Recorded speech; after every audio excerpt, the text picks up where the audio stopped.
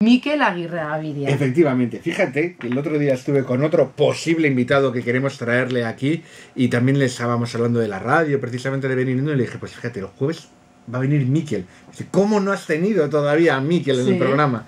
Digo, pues efectivamente, es una pregunta que yo tampoco soy capaz de responder, pero por fin lo hemos traído.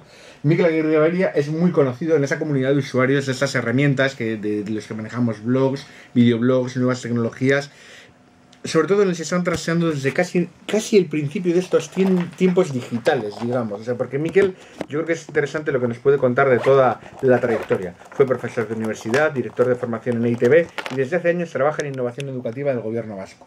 Además de eso, forma parte de 1000 foros y si no, él los organiza, si no forma parte de ellos, sobre internet, periodismo ciudadano otra vez, o sobre cuestiones de bloggers o blogosfera. Y por supuesto, no podía ser de otra manera, tiene presencia en absolutamente todas las redes sociales inimaginables. Begoña, te aseguro que si te dice dónde tiene perfiles, muchas de ellas ni las habrás escuchado. Ni las conozco, seguro. Yo tampoco, realmente me parece sorprendente que haya tantas redes sociales. Mikel las conoce absolutamente todos. En resumen, y en mi opinión, y voy a poner un poquito de lo mío, yo creo que a Mikel lo que realmente le gusta y le fascina, y si no que me corrija, es comunicarse con el mundo.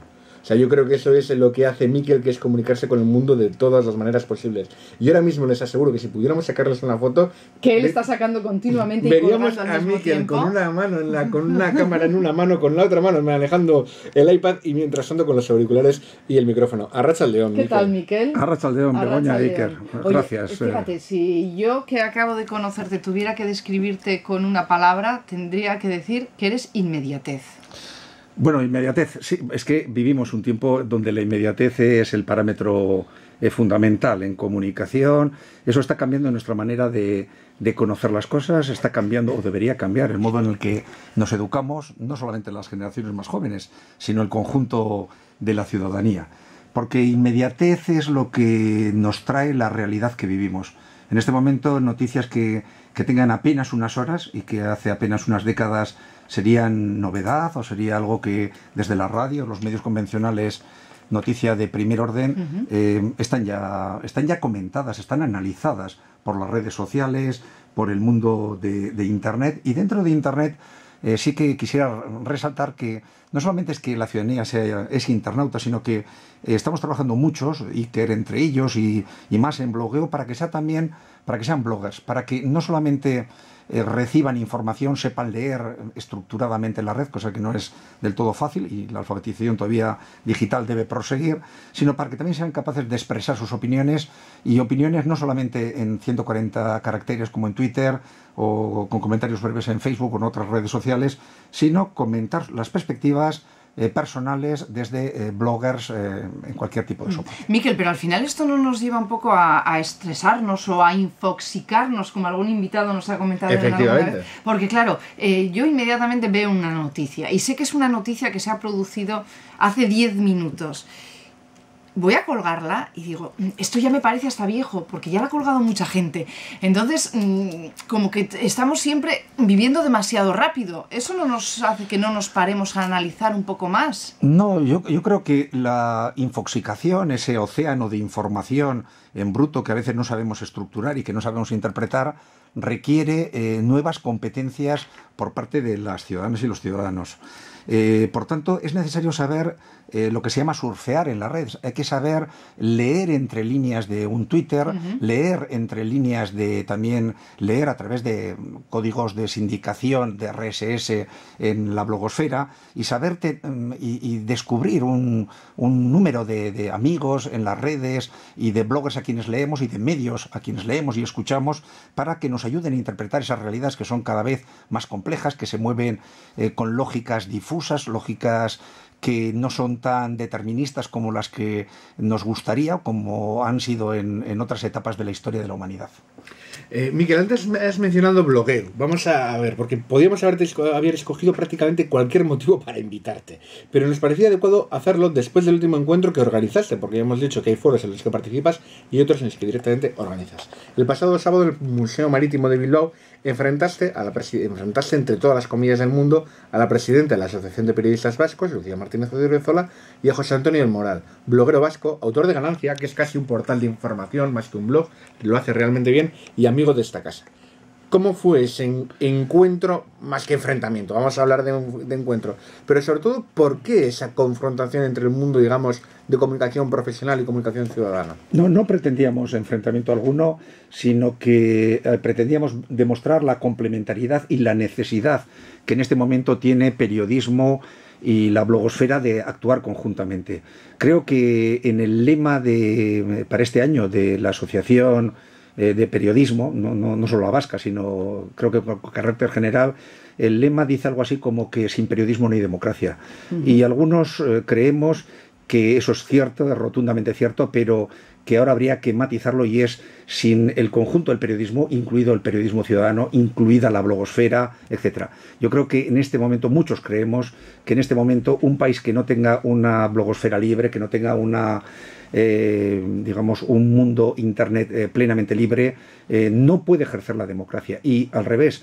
Y no solamente eso, sino que también esas nuevas formas de comunicación, de expresión, de asociación, debieran modificar con cambios importantes pues todas las formas de participación ciudadana, todas las formas de representación política, todas las formas de educación, de toma de decisiones colectiva y demás. Fue un placer, bajo la moderación de Beatriz Zelaya, ese encuentro.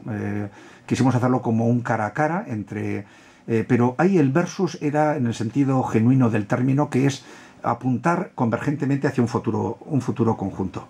Las redes sociales, también es una tesis que muchos hemos defendido, están llenas de periodistas porque una buena formación en periodismo ayuda a comunicar mejor, pero también es cierto que el periodismo existe desde antes de que la profesión como tal se estructure, y que en este momento hay muchos grandes comunicadores que no tienen una formación teórica, aunque les vendría bien en periodismo, y sin embargo son grandes comunicadores. A mí hay algo que me antes de seguir, Begoña, Miquel, déjame la cámara, porque vamos a explicar que está grabando, sí, para colgarla en su blog. Entonces ahora es el turno de que tú le preguntes y yo enfoque a Miquel como nos ha estado enfocando hasta ahora. Bueno, a mí hay algo que me suscita mucha curiosidad, Miquel, porque tú cuando empezaste en todo esto eras de Olivetti. Bueno, empezaste con la Olivetti. Empecé antes incluso de la Olivetti, o de papel, folio, calco, folio, sí, ¿no? Y entonces este salto me parece increíble, además este salto ya a todas las redes sociales, a participar en blogs, a desarrollarlos. Este salto ¿cómo se produjo todo Bueno, esto? nos ha correspondido una generación, yo soy del 53, y además yo he tenido la oportunidad, yo estudié física teórica y estudié además la física de estado sólido, que es la que ha permitido los transistores y la electrónica compacta. Por tanto, desde el propio conocimiento teórico de cómo es posible empaquetar en un iPad, digamos, esta capacidad de cálculo, esta capacidad de inteligencia artificial, he podido programar y he debido programar por mi profesión y por mi formación desde máquinas con tarjetas perforadas. Yo he perforado tarjetas en Fortran, las he llevado al centro de cálculo de la UPV Leioa, entonces la Universidad del País Vasco. Se procesaban en un ordenador en Madrid y al día siguiente nos daban en papel pijama listado que había habido algún error. O sea, he conocido todos los primeros mini ordenadores. Le comentaba a Iker que mi hermano y yo compramos los dos primeros microordenadores que se vendieron en Bilbao, en Hurtado Amézaga. Eran el ZX81, que todavía lo tengo en perfecto uso. Fue el ZX81 y lo compramos el día 7 o 8 de enero del año 82. Y desde ahí absolutamente todo. Yo soy abuelo, pero tengo hijos que han tenido ordenadores, no eran digitales porque no había comunicación, pero han tenido ordenadores desde el momento de su nacimiento. Y es verdad que tuvimos que optar, y en algún momento hubo un M24 que fue un elemento, un primer PC que costaba el equivalente a un coche utilitario, y optamos, pues en vez de comprar lo que ahora para entendernos sería, pues no lo sé, si un Corsa o algo así, no sé, 10.000, 12.000 euros, o comprar un ordenador de ese tipo, un ordenador que no tenía ni disco duro, era con floppies, era una pantalla verde, no de color, etcétera, ¿no? Y costaba 750.000 pesetas de la época, en la época en que un millón era dinero.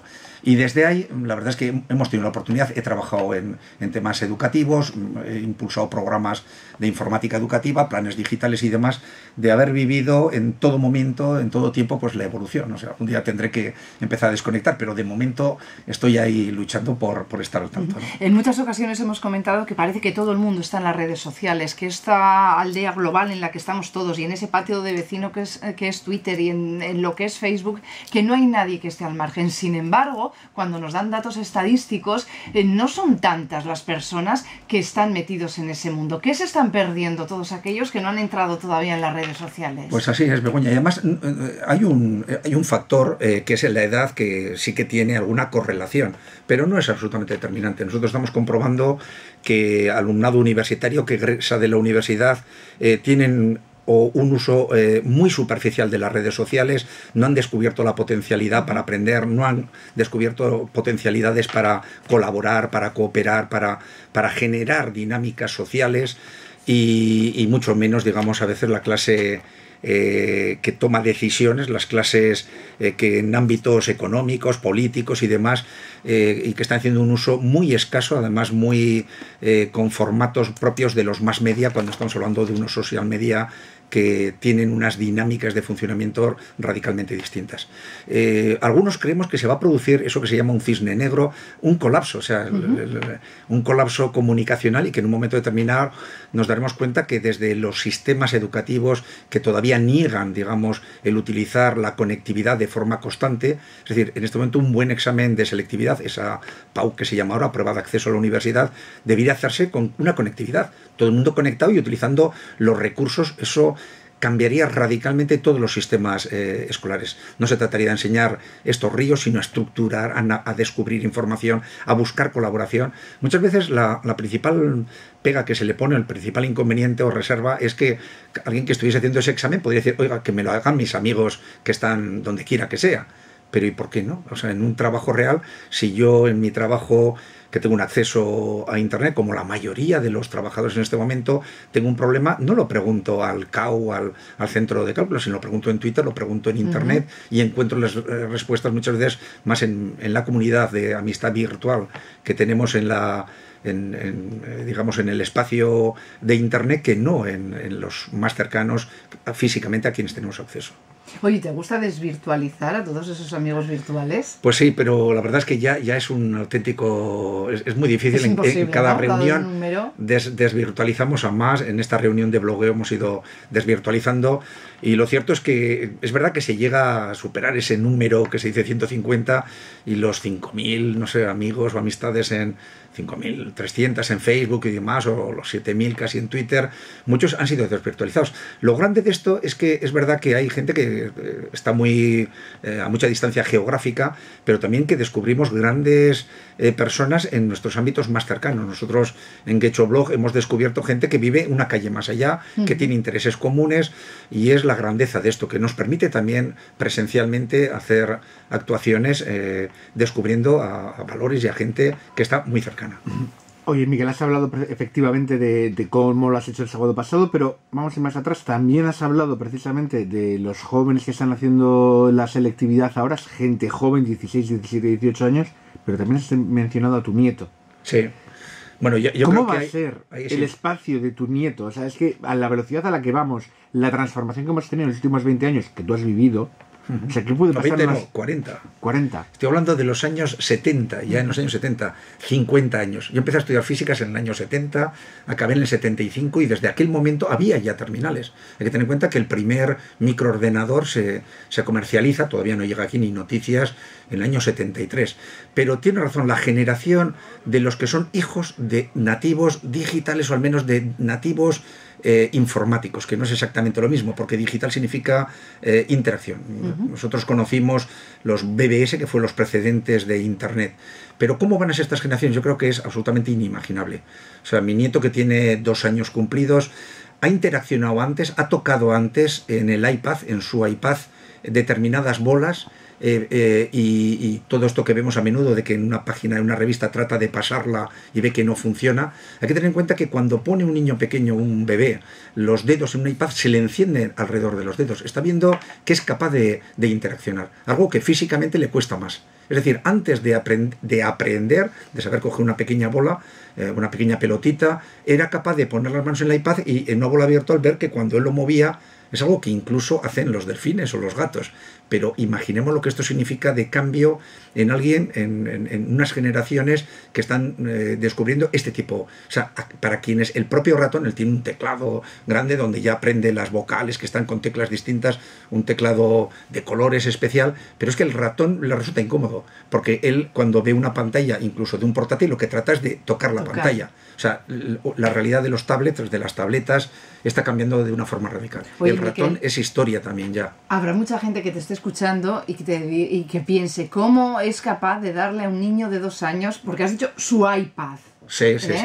Desde que nació, él nació con el iPad. O sea, cuando nació, él había nacido en febrero y el iPad 1, el primero, apareció en abril. Sí. O sea, desde el momento, y él de alguna manera interaccionó, pero no es que pase horas con ello. Él tiene una interacción, tiene unas habilidades también motrices excepcionales, y bueno, esto puede ser también cariño de abuelo, ¿no? Pero bueno, yo creo que más que su madre, ¿no? Que es mi hija, etcétera. Pero lo cierto es que ellos están asistiendo a una realidad que es radicalmente distinta. Él cuando él nos descubre lo que es obsoleto. En este momento llevar un periódico de papel, y lo siento, bajo el brazo indica que alguien está un poco fuera de lugar. Hemos hablado antes de hablar eso, por ¿no? teléfono es anacrónico. Sí. Él quiere ver, o sea, cuando le llaman al teléfono de su madre, él no tiene, o de su padre, y ve la cara de quien llama, si no se mueve, lo apaga. O sea, tiene que ser videoconferencia. Su tío está en California y él ve por FaceTime cuando se mueve. Si alguien no le ve,